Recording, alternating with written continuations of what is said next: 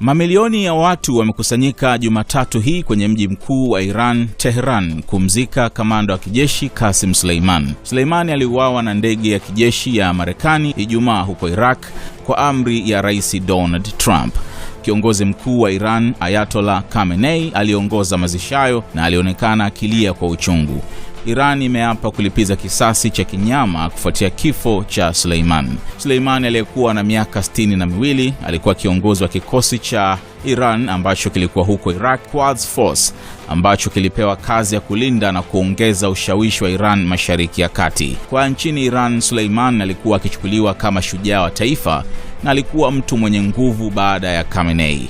Marekani ilimchukulia kama gaidi na Rais Trump alisema Soleimani alikuwa amepanga mashambulio ya kigaidi kwa maafisa wa Marekani na wa kijeshi.